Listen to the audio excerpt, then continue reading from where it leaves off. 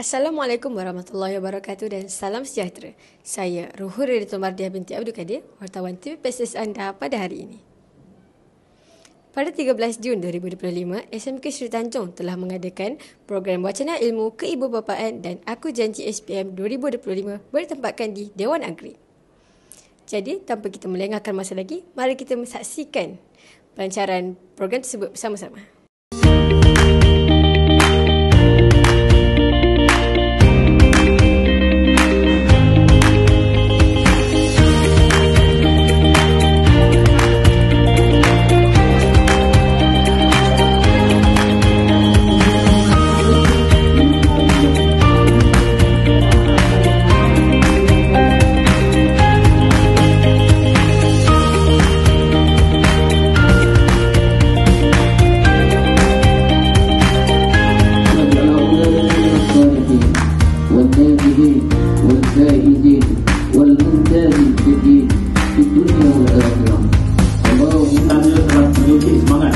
Kepada pihak sekolah, terutamanya guru-guru yang mengajar tingkatan 5 pada tahun ini, untuk kita terus berusaha dengan mendidik lagi untuk kita mencapai kesempatan.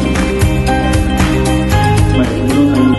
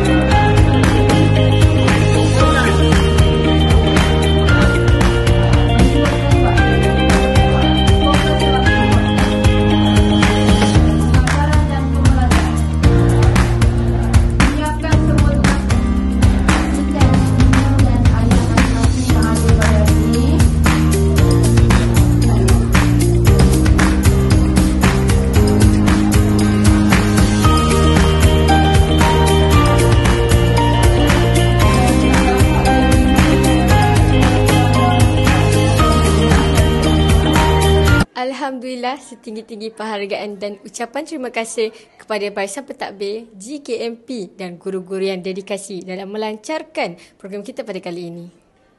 Sokongan dan usaha dari semua pihak amatlah dihargai demi menjamin kecemerlangan calon-calon SPM pada tahun ini.